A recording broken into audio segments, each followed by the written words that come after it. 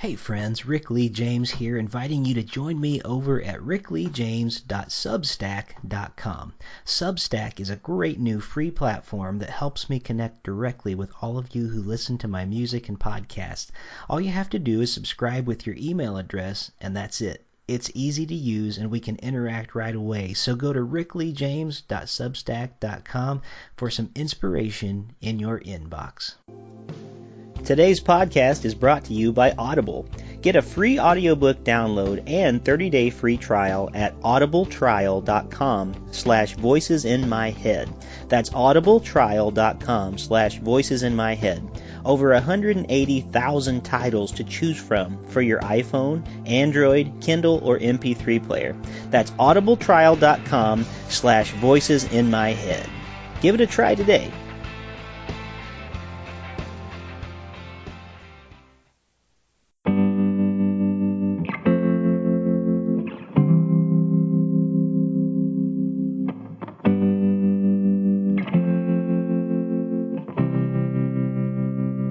Welcome to Voices in My Head, the official podcast of me, Rick Lee James. I'm a recording artist, a singer, a songwriter, an author, a worship leader, and an ordained minister in the Church of the Nazarene. The Voices in My Head podcast is where I discuss music, movies, books, pop culture, theology, and more with friends, colleagues, and sometimes just by myself. Now make sure to let me know what you think of today's episode by leaving me a review on iTunes or by tweeting at me at Rick Lee James on Twitter. And please join my mailing list at rickleejames.com where you can receive an email every time a new episode is released. And by the way, in case you're interested in a daily dose of kindness and encouragement beyond this podcast, I also run the Twitter account at Mr. Rogers Say, where I post daily quotes from Fred Rogers, one of the voices in my head. Well, I guess that's it for the intro, so sit back, relax, and listen to the latest episode of Voices in My Head. Welcome back to Voices in My Head. As always, I'm your host, Rick Lee James, and I'm so glad that you're here with us for what I know is going to be another great conversation today. My guest this week on Voices in My Head is John F. DeMuth. He is an ordained elder in the Church of the Nazarene, and John and I go way back to teen church camp days where John was a teenager and I was a youth pastor, believe it or not. He lived and worked in an inner-city ministry for almost a decade in Indianapolis, Indiana. There he served on staff at Shepherd Community Center, working to break the cycle of poverty in the lives of individuals and families on the Near East Side of Indianapolis. As of August of this year, 2020, he and his family are now starting a new work in Waco, Texas. John is also a regular on Voices in the Wilderness John is a regular Voice in the Wilderness contributor on the Pulpit Fiction Podcast, a lectionary podcast for preachers, seekers, and Bible Geeks. And I have to say it's a great podcast that John turned me on to a few years ago, and I listen almost every week now as well. But I do get a little confused when I say Voice in the Wilderness mixed with my podcast, Voices in My Head. So thus, why my little bit of a mistake today. But I'm so glad to have John DeMuth here with me on the show today. So, John, welcome to Voices in My Head. Hey, it's great to be here. I really did get tripped up on that Voice in the Wilderness because I'm so used to saying voices on this podcast. It's almost like if I actually say the word voice, it just doesn't actually do it after over 400 episodes now. So it's great to have you, though. I always enjoy when I get to hear you on that podcast on Pulpit Fiction because they do have some wonderful segments with guest, I guess I would say guest preachers, seekers, and Bible geeks that they have on the show, and you're one of them, and you always do a really incredible job with the devotionals that you bring, and there's been more than a couple of times that I've stolen some ideas from you that you've presented when I'm sharing devotions with like my praise team at church on a Sunday morning. So I'm very grateful for the ministry that you offer there.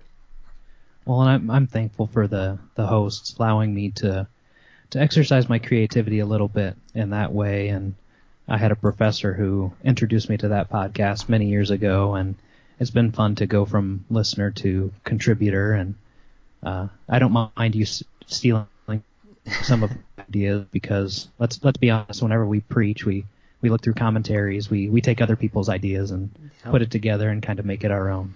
Yeah, definitely. Well, and I think it was Martin Luther that said something to the effect of, not steal and steal boldly, but basically his instruction was if you can't preach, find somebody who can and use their sermons. I think is what it was. So yeah, there's no idea that's really new under the sun, maybe, but you have a good way of putting a slant on them. It's kind of like songwriting in some way. You would seem like after all this time, we would run out of ideas to write about, especially on a topic about faith. But yeah, it just seems like we've barely even touched on the deep well that is there. Well, John, I'm glad to have you here today because you're one of my oldest friends, and I always have a good time getting to talk to you. And I don't mean oldest in that you're older than me or anything. I just mean longest running. And it is true what I said in the intro. John was a teenager on the district here in Northwest Ohio where I live. When I was youth pastoring and doing music at my church, and I would lead music at church camp for the youth and stuff back when I I don't know if I was ever a trendy youth music guy, but I was a guy at that time, and it was great to get to know you back then. You actually said in your notes that you sent me, you wanted me to say that you were an awkward youth back then, and I was just a slightly less awkward youth pastor, but I don't know if that's true. I don't know if I was slightly less awkward or if you were even awkward at that time. I just felt like you were pretty mature in those days for sure. But I have good memories of those times, for sure. Yeah, and I think one thing that really stands out to me is I was still pretty new in my faith, and I wasn't really raised in a Christian home, and so there were a lot of things where I was still learning what was and wasn't allowed to be talked about, just kind of the unwritten rules of youth group and church camp. And I remember talking about comic books and Star Wars with you and thinking, oh, okay, this is one of those that's allowed. Good, because I really like those things.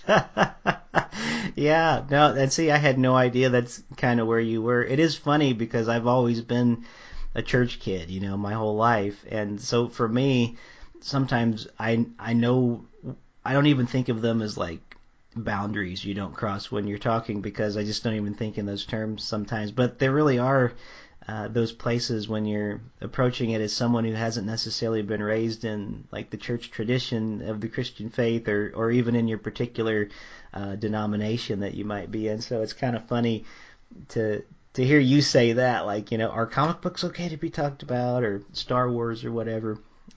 So definitely, as most youth pastors will tell you, yes, that's appropriate for sure. But I want to hear, first of all, you did a good long stint actually in Indianapolis, Indiana at Shepherd's Community there, and I had the honor of getting to go and play some music there for a revival service. I guess it was 2 years ago, or was it maybe just a year ago? I can't remember. 2020 has lasted 15 years, so it's hard to say. But you were there for how long at Shepherd's Community? Well, I did my first summer. I did an internship in the summer of 2010, and then I went back and finished my undergrad at Mount Vernon Nazarene University. And then I, after college, didn't really know what I was going to do. And so I went back to Shepherd Community Center and did a year-long internship. They offered me a staff position, and I was there full-time from June of 2011 until August of this year. All right, so that was a good long stint there. What kind of things were you doing there? Because Shepherd's Community is not a church in the traditional sense of the word. It actually has so many different, I would say, like hands reaching out into the inner city in that area, and I would say it's probably the definition of what a church should be, but it's not definitely something that most churches actually achieve in many ways. So what are some of the things that you were responsible for doing there, and some of the ministries that like Shepherd's Community is still doing in their community? Yeah, that what you said is what a lot of people say when they go to visit, or when they hear about some of the things that Shepherd does, is they say, well, every church should be doing this, and we agree with that. Now, Shepherd's been doing that for 35 years, and so they're larger than most, and they're also in a city. But the basic idea is, how do you look into your community and how do you get to know your community so that you can identify the needs, and then how do you creatively meet those needs? How do you come up with programs or partner with other organizations to try to meet some of those physical needs? Because we believe in reaching the whole person, not just the spiritual needs, not just the physical needs, not just the educational, but how do you meet all of those needs as much as you can, knowing that some people can't even begin to think about their spiritual or educational needs until some of their physical needs are met. Sure. And so we try to do that, and I say we, but I'm still with them, but just not there. I still talk with a lot of people from there, and I'm daily being reminded of how I've been formed over my decade of living, working, and worshiping in that community. And so to go back to answer your question, what are some of the things that I did? I first started as an IT intern. I have a computer background, and so I did some basic computer repair or diagnostic stuff, just making sure that everybody else who was doing the work too had machines that ran well. And I also worked with middle and high school students. They have a pretty robust middle and high school program through the year, and an after-school program actually from first grade all the way through 12th grade. And so every day, kids from the neighborhood, it's almost like a year-long vacation Bible school where after school you can come get some homework help, do some club programs that have some career or college focus, and a safe place for kids to come when their home life might not be the best. And so I worked with middle and high school students consistently for about a decade, and one of the privileges of doing that is being able to see kids graduate and go off to college or go into career, and also to see younger siblings come through, something that you can often miss unless you're in something for quite many years. Sure. But Shepherd does a lot because we identify so many different needs. They have, for a while, we had a chicken coop, and we provided fresh eggs for families, and that operated more as a co-op instead of just a handout for parents to come in and learn how to take care of chickens. Same with a garden co-op as well. Each family could get a little plot, and we would have tomatoes that were grown by inmates at one of the closer prisons, and so we jokingly said some that had experience growing plants were now able to grow some tomatoes and other starters to give back to a community that either they were from or that they were going to move back into. And so that was not just able to provide for the families in our neighborhood, but also to provide for those who are in prison, knowing that there are some that still want to make their communities a better place. And they were able to do that. We also, food pantry, we had a health clinic for a while. And I say some of these programs that we discontinued because as the community changed, as the needs changed, sometimes we had to make hard decisions to stop some programs and instead partner with other organizations who were doing it better. Yeah. And so now we have more of a partnership with medical professionals instead of having a clinic on site one day a week. I'd say there's a lot of wisdom in that, trying to continually assess. There's one thing that ministries often get into is staying with something long after it's proved to be helpful, and so I think that's kind of a good thing. But what a unique thing, to think of your ministry there being part of in the inner city helping people raise chickens, and grow gardens. It literally is like you're being a peculiar people right in the midst of that setting there. I loved when I got to visit you there and do some music there, and I've always been amazed by that great ministry, and it was Giacomo's Pizza too, which is also worth visiting Indianapolis for sure in that time. But we had some great fellowship in those places, and I've always been inspired by that kind of ministry focus. I wish we could figure out ways to do it more effectively globally, I guess, where we're less about maybe the fancy production on Sunday morning and more about being in the life of the community, which has become even more difficult in the age of COVID that we're in right now, which hopefully in the next few months as vaccines are distributed, we're going to, be less restricted in ways that we were. But here you were at a ministry in Indianapolis, and you started feeling what I'm going to call, and you can correct me if I'm wrong, but I think I call this among most ministers a holy restlessness, that you were feeling God was calling you to something new, not exactly sure what that was going to be at the time, but it ended up leading you to Waco, Texas for kind of a not completely dissimilar, but a different kind of ministry.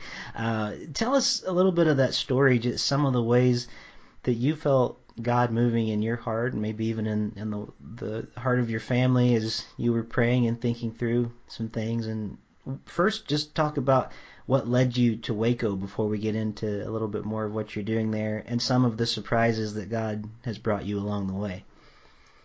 Yeah, I think restlessness is the best word to use. It wasn't I didn't want to say that I felt called somewhere else, but I just knew something had to change. I didn't know if that meant a role change or something more local. I considered other churches on the district, maybe not the one that I was currently at, or maybe a role change there. But also, I just wanted to see what God was speaking into the restlessness. And so I didn't go into that season thinking, okay, where am I going to go? What am I going to do next? I didn't want to look too much to the next thing to take away from the ministry that I was in. I didn't want to be distracted. Sure. And disserve the teenagers and the families that I worked with by looking too much to the next thing. So I wanted to be sensitive to that. And so my prayer through that time was, God, what are you trying to teach me through this restlessness? What are you wanting me to do either differently here, or where are you wanting me to go?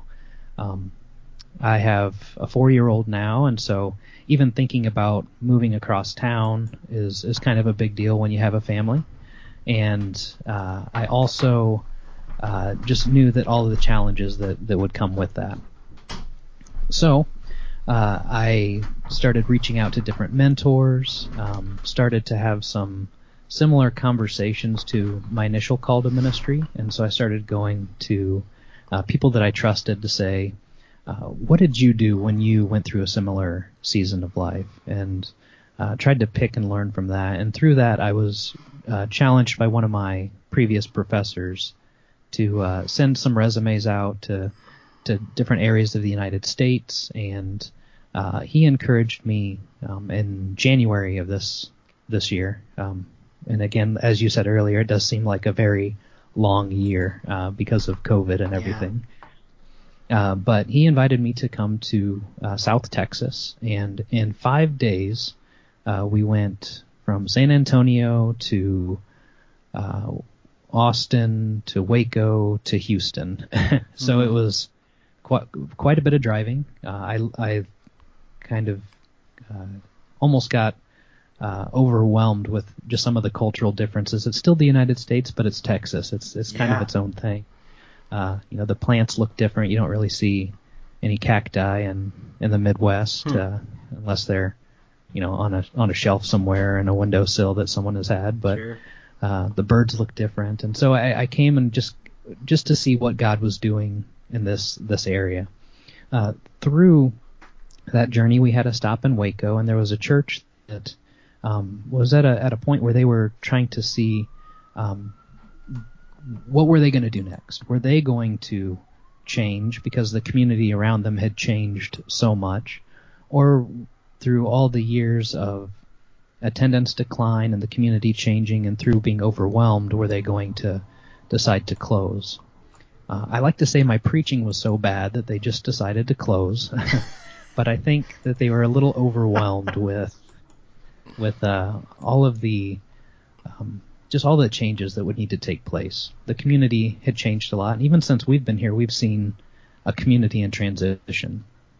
And so they voted to close, and I was asked a few months later if I would come bring my experience and all of the opportunity that I saw in the neighborhood. Would I bring that and move to Waco? And that was not an easy decision. Have had in-laws that were just 5 minutes away, and I don't know how most people get along with their in-laws, but my wife says that I am their favorite child. We get along quite well, and so that was that was sad to go, and hard to leave friends and family and relationships that we spent a decade building, but also knowing that we really did believe that God was preparing us for something like a new work in Waco, taking everything that we learned over the decades of identifying needs and figuring out how to meet those needs either through your own organization or partnering with other organizations. And so I've daily reflected on my many years of at Shepherd of being learned and formed, and to see what compassionate ministry could look like, what church planting could look like, and I'm daily grateful for that and excited for the work that's happening and the work that will happen in the years and months to come. Yeah, so you've been in Waco since August, right? Yep, early August. So here we are in December, literally time of recording this on the first day of winter now, which I'm sure looks much different in Texas than it did in Indianapolis, Indiana, for sure. Even just the drive there to move there, I mean, you must have felt like in many ways almost like Abraham in some ways, like where are we going and what happens when we get there, although you may have had a little more information than Abraham did in Genesis. But I wonder, once you did get there, though, when you're starting a new work and a new church plant, you don't just start off day one with like, okay, I'm here, we have the building, come on in. What are some of the things that you've been doing in preparation for this launch, and are you in fact at a place where you kind of have considered yourself to have already launched, or are you still sort of in the preliminary planning stages of this? Well, I think if COVID wasn't a thing, we may have launched by now. But COVID has, as with everybody, has really slowed things down. Sometimes I don't like that, and sometimes I'm really grateful for that, because it's allowed me to be outside more. I can't really go door to door and talk with my neighbors because they tend to keep the door shut and stay away, and that's fine, and that's just the state of things that we're in. And we also can't really invite a lot of people to come to an event. That just wouldn't be wise right now. And so we've used this time as a season of really getting to know the community, seeing what the community's like, seeing what the local schools are like, what the other nonprofits are like. And so I don't think day one I started making calls, but I started Googling and just in talking with different people, asking them if what things existed, what other nonprofits there were, what other churches were in the area, what the schools were like, and then started calling and having Zoom calls. And so we've been a part of some parent-teacher meetings with the local elementary school, even though our daughter isn't enrolled yet. I started having some, again, online calls with some other nonprofits to see what needs they are already aware of in the neighborhood. And then we've had, I don't know if you want to call it serendipity or God opening doors, whatever you want to call it. Sometimes conversations just happen. Sometimes we get voicemails left on our answering machine, or when we have someone working on our plumbing, they give us a connection that we never would have thought about. And so I write that down real quick and have the call there. And at this point, I would say we haven't officially launched, but we do have a very small group that meets once a week in a very in our home right now, sometimes in the church building. And we're doing a lot of vision casting of what we see in the community and what we think the church might look like in the future, because we're doing things a little backwards. Most church plants, from what I've heard, start with people, and then they look to either acquire a building or rent space. And we have a building, but we don't really have a congregation yet. And our goal really isn't to get more people to come into church. Our goal is to help the neighborhood look more like God intended it to be.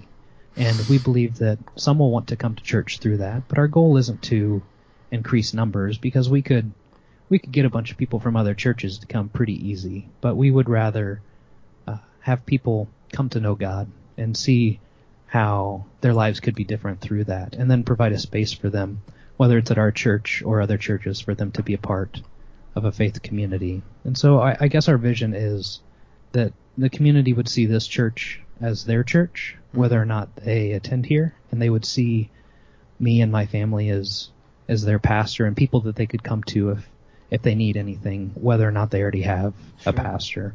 And so that's kind of our vision. It might be a little vague, and it might be a little different, but we think that that's as faithful as we know how to be. Well, and it sounds like you've kind of taken on the role, at least you're envisioning yourself maybe as not so much specifically just your church pastor, but you're trying to be sort of a neighborhood pastor, somebody who's kind of the presence there in the neighborhood, which I can't even imagine the challenges that must be there with trying to social distance, and I mean we're pretty much because our county especially is so hard hit with COVID right now, and the zip code I live in particular is the highest in our county, so we literally have neighbors around us that have got it, and we're there's just so many challenges to how do I love my neighbor, how I love my family. The best way, it seems like right now, is to stay away from them, and be as distant as you can. So there's all these challenges. And so on the one hand, I always want to remind people when they're doing work like this or stepping out on some faith, not just doing this work, but when people feel led by God to do something that is bigger than them, I think oftentimes we feel like, well, that means if we say yes, the obstacles are just going to leave and we'll just be able to walk straight into this thing. I think in reality, when we say yes to the thing God is calling us to, the obstacles just abound, and I do feel like that's a reality. And then part of God's being present in those things is not that the obstacles are removed or that things even get easy, but I do think we start seeing confirmations along the way of this is where we were supposed to be. I'm going to ask you about one specific story that I want to hear more about, and it started with an Instagram feed which made me think, hey, I need to have John on here and talk about this. And you said you had a few other stories that were similar to this, but I want you to share it because it's a reminder of many stories I've heard in the past, and I've even seen it in my own life a few times, of where God has done something that only God could do. It's something that we could try and reproduce it if we want, or try to make it happen, but unless it's just something that is truly given by God, it doesn't happen that way, and so what I'm referring to is an Instagram post you made that had a picture of a check, not the amount, it just said something in the memo line. I can't remember, it may have been made out to your work or something like that, but you had a great story on Instagram about that, and I wonder if you could relay that story to my listeners here today and those who are listening into the show, because I think it could be a great encouragement to them and to all of us as we endeavor to follow God in our own lives and in our own mission. I'd love to hear more about that story. Yeah, before I share that story, I want to share that I struggled whether or not I should share that story, because I want to be careful that that, like you said, that in obedience there are more challenges that come, and I don't ever want to say that when someone is following God that things are just going to work out the way that we think they are, that we're going to be blessed extra, or that those checks and those things come because of that obedience. I want to be careful of that, because I know of a lot of people who are very obedient to God, and life has just been so challenging, but God is faithful to them as well. And so when I share this, I don't want to say that when you follow God, checks will just start coming in the mail. But for me, that was an affirmation. That was something that I needed to write down in some way to look back on years from now, to look back on months from now, when when the days are challenging and when I'm questioning, am I supposed to be here? Am I supposed to be doing this? And I can look back, similar to how we see through the Bible when they would put stones on top of each other and say, now remember what happened here. For me, that moment was, I need to remember this moment. I need to remember how I felt in this moment and what God was teaching me. And so right now we're at the point where we have a name for our church. We have a vision for what we're doing. And some of my experience at Shepherd was learning at how important marketing was. And so I was talking with some of my marketing friends, and we were coming up with logo design and newsletter stuff, all the really boring stuff that comes with church and nonprofit work. And some people really enjoy that, and I enjoy it to an extent, but it's also kind of boring when you say, oh, what are you doing? Well, I'm working on a newsletter. That's not as exciting as hearing the other stories. But sure. Through all of that, I also saw the dollar signs coming up of how much those things cost. And knowing that we wanted to step out with our best foot forward for the community, for people who want to support us, I knew that some of those things needed to be done. And I was talking with my wife, and she said, well, how much is all that going to cost? And I had a certain dollar amount in my mind if we wanted to do it well. And so I told her how much. And she said, well, do we have that much? And I said, well, not really, but I think that's how much we need to spend if we're going to do it right. And just a day or two later, a check came in the mail from one of our churches on the district that I knew a check was coming, but I did not expect it to be the exact dollar amount that I had in my mind. I thought maybe a portion of it would help offset the cost, but that number just was sticking in my mind days before, thinking if we're going to do this right, it's got to be this amount. We could try to cut corners, but I don't think it would be as good. I don't think it would be as effective, or now looking back, I don't think it would be faithful to what we were hearing and what we were feeling in that.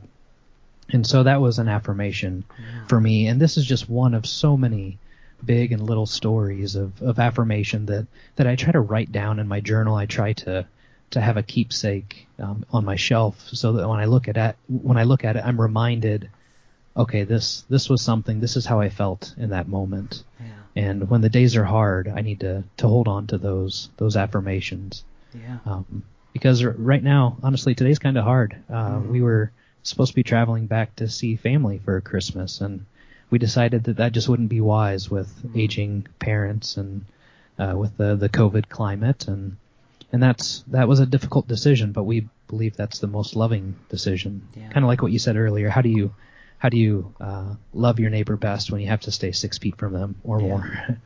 Yeah, and we're really hoping this year. It's hard not being with family. We're going to do like a FaceTime or Skype or something Christmas with my family, but I'm there with you. It's a weird thing, and even we didn't do Thanksgiving either, and it was just sort of like, you know what, I'd rather skip 1 year and have 20 more maybe down the road than selfishly get together and spend the next month in the ICU possibly, because I'm seeing it more all the time. We just had somebody in our congregation pass away, with yesterday with COVID, or 2 days ago, and that was on top of another.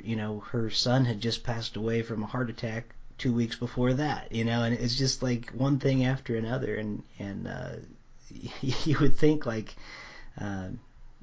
the loving thing to do would be, get together and care for each other, but sometimes the best thing to do to care for each other, I think, is to stay away, and that's such a hard thing to do. I've been struggling with it in my own heart for since March, I guess I would say. But how do we deal with that? So you've got that on top of the extra burden of really working to try this new plant, in the midst of all that. And yet you've had sorry, go ahead. I was just going to say, but despite all of that, another way that we felt affirmed in our obedience to come here is we've had a very good support system be built very quickly, both through other churches, the small group that we've got together. We ordered or purchased several cookie containers. I think we got 10 of them, and we were thinking, do we even know 10 people to make cookies for and to give out? And very quickly we had 10 families, both in the neighborhood and with other friends that we've connected with already to give to, and that is just crazy for us to think about during a pandemic with my wife and I both very, very introverted. To have 10 family groups, not just individuals that we feel very close to already, and that's one way that we felt very much our needs being provided for. Yeah, that's terrific. Well, I'm glad to get to hear about some of the good things that are happening there, and just even the fact that since August you've been able to have that many relationships in a time of distancing, and it shows me some good things for the days ahead. And like we had talked about before, I don't remember if we were recording yet, but in the coming months, as hopefully, God willing, things start opening up again, hopefully this will be some fruit that will just continue to grow, in your ministry there. I can't imagine what a different culture shock it must be, finding yourself in Waco, Texas, which most of us only know of because of the David Koresh, Branch Davidian stuff years ago when we think of Waco, but there's so much more to it there. Yeah, now we've got the fixer-upper stuff with Chip and Joanna Gaines, and so that's what most people like thinking of that a little bit more than the... See, and I had no idea they were from Waco, so that's great. So that gives us something better. You've educated me more because I didn't even know that much. So that's great. Well, what are you finding? Just kind of some joy in this time of year? I know we talked about maybe being a little bit nerdy or geeking out a little bit. You already said it was okay to. You learned it was okay to talk about comic books and Star Wars and all that kind of stuff. What are some just for fun things that you're finding? Are you finding some creative things like that? Just some hobbies to do that are just for pure fun around there? Well, not to brag or anything, and you might not like hearing this, but I think today it's 70. Almost mid-70s here in Waco, so I've been enjoying going on hikes. We've got about 20 miles of hiking and biking trails that we'll go to be outside, still social distancing, but to get out and enjoy nature. And for all of those in the Midwest and back home that have to stay inside, I'm sending my prayers because I can't imagine going into a winter being stuck indoors after being stuck indoors since March. And so that's one thing that we're really grateful for, and also very much aware of the challenges of just being shut-ins for so long. That can just be really tiring on people. But so selfishly we've enjoyed being able to be out and about and do that and enjoy the nature. Well, that's nice. But honestly, I haven't really done a lot of creative things recently. Before I moved, I was doing a lot of 3D printing, but I found that you need so much creativity in starting something new that I think all of my creative juices are really going full tilt on this. And again, with the boring stuff, with the exciting stuff, and thinking through all the problem solving of, well, how do you get to know a community when you can't really be present with them? Yeah. And so, but I plan on getting back into 3D printing, hopefully after a season. Yeah, that's great. So while I have you here, are you all caught up on the Mandalorian TV series? I am. We honestly did not have internet until I think like 2 or 3 weeks ago, and so I just was able to binge watch almost all of the episodes except for I think the most recent two. So I think that's some of the best Star Wars that's out there. So you haven't seen the series finale or the I have. finale? Oh, you have. Okay. Oh yeah. All right. Yeah. You said except for the most recent two, you were able to binge. So I was confused. Yeah. When we got the internet, then we were able to just watch all of them and then watch the next two as they came out. But yeah, I think it's a space western. You can't go wrong there. Yeah. I don't want to spoil it for anybody, and I'm not going to. But I must say that the character that came in at the very end of that episode. They used him better in that maybe 5 minutes of time than they used him in any of the other Star Wars films that we are I mean in the prequels or sequels or whatever, where this character may or may not appear, not giving away anything. Everybody knows now. I thought it was kind of brilliant actually what they did in just that short time span, and just a credit to the writing of the show, I think, for sure.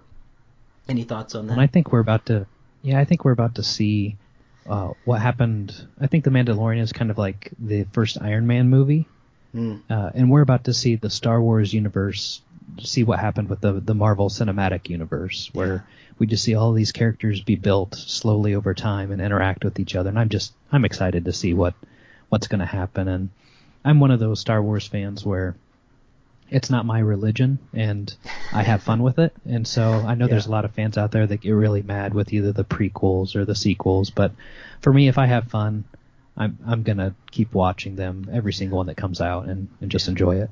Well, and I did ask you that actually with sort of a ministry/geeky thing in mind, because I know you're a part of the 501st. Is it called the 501st? I want to say Airborne, but that's not right. 501st Legion? The 501st, yeah. 501st, okay. They're bad guys doing good, and so part of my, I guess, exercising my creativity is I've got a stormtrooper suit that I made. I bought a kit and molded it to fit me about 20 pounds ago. I need to run some more to fit back into it, but it's a global nonprofit where they do community events. They also go to children's hospitals and just raise some funds for different things. And I've been able to do not with my local garrison here, but back in Indianapolis, was able to go to the local children's hospital and to allow kids to kind of escape their realities a little bit and to enjoy being around people in costume. And it's interesting because even though they're the bad guys, they look really cool, and so some of the kids really identify with Darth Vader because he's hooked up to machines to keep him alive, and they are too. And so it's a humbling, very tough experience, but also a very very good experience. And I was really encouraged to see so many of my friends, whether or not they were religious, to use something that they were passionate about to give back and to help make the world a little bit of a better place, even if it's through a geeky thing like Star Wars. Yeah. No, I think that's one of the coolest things, and I think it's great that you were able to. I mean, it is a ministry-minded thing, even if it is kind of for fun. But I love the idea of, so often people will go into children's hospitals and things and kind of help with that, and I think that's a pretty great ministry. I hope you can connect maybe with some people there in your local area. I have found that having an outlet like my local comic book shop has been very valuable for me over the years. Not valuable in that it's made me money, because I've actually spent more than I should have, but valuable in the relationships that I've got to form, and I kind of consider myself, and I think they do too, their comic shop pastor. It's been interesting to be in those moments where maybe there's not another person in their life to talk about, kind of heavy matters at that moment, but we just try to be used wherever God will use us in those moments, and it's good to be able to find those even in the kind of fun, geeky times as well. Well, hey, we're just about out of our time for our conversation right now, but before we hang up on this call today, I wanted to ask you, not only, the best ways to pray for you and the ministry you have going on there, but is there a way that if people want to find out a little bit more, or even maybe help out, maybe in some of the ways that you talked about today, if they want to try to find a way to support your ministry, is there a website or a Facebook page or something that we can refer them to, and I'll make sure and post it on our Voices in My Head podcast.com on our webpage. We have a website coming really soon, so it's not live yet, but we hope to have that sometime early January. But if you have any questions about anything, or if you'd like to hear either more stories or how you might want to get involved on an individual basis, you can send me an email at john.demuth at gardennaz.com. And again, I'll give that to you, Rick, so you can put that in either your show notes or whatever you call it. But yeah. Well, just in case... The best way to support would be... Oh, go ahead. No, just in case people are listening, I'm just going to spell it out. It's John, because some people spell John with Jon, but it's john.demuth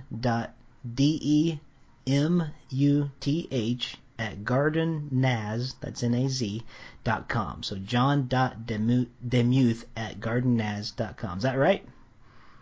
Yep, that's correct. And Perfect. The biggest way to support, we really appreciate prayers. We know that prayer works, and we could benefit from every little bit of that. But also, if you have a church or a youth group that's really itching to maybe do a low-cost mission trip, we have some plans coming up post-COVID for groups to come out. We have a beautiful outdoor space at our church that we would love to transform to use into a community space. We have a vision to extend our Wi-Fi to our courtyard and almost making an outdoor cafe area so that this can be a community space, not just a space for people who come to church, but a space for anybody and everybody in the community. And we need some hands and feet to get that going. And so we're excited about different projects like that. And we're looking to partner with other nonprofits in the area to not just benefit our space, but the community as a whole. And so we'll have more information on that here coming real soon on our website. Excellent. Well, I'm glad to hear it. So, well, John, it's been a pleasure to get to catch up with you. I'm so glad that we had some time, especially since we're here in the sort of peak holiday time. We're just a few days away from Christmas at this point. It's nice to be able to have a different kind of conversation. And, this is episode 401, so I just had such a huge 400th podcast with Phil Keaggy, and it was so much work just to get that done. It was good work, but it was nice today to be able to kind of chill out and have just a really fun conversation and find out some good ministry-related things on a local level there in Waco, and find out how we can hopefully be involved in the coming days. So, as I say to my guests every week when they're on here, John DeMuth, thank you for being one of the voices in my head this week. Well, thanks for having me. Thank you for joining me here this week on Voices in My Head. I hope you'll visit me on my website at rickleejames.com, where you can find out more about me, get my music on vinyl and CD, follow my blog, and even schedule me for a concert or a speaking engagement. Better yet, even a book signing in your neighborhood. You can find all that and more at rickleejames.com. Also, it would mean a great deal to me if you could write a review of this podcast on iTunes. The more positive reviews that we receive, the more visible this podcast will be online. And now for the benediction. May the God of hope fill you with all joy and peace in believing, so that by the power of the Holy Spirit you may abound in hope. God bless you, and thank you for listening to Voices in My Head.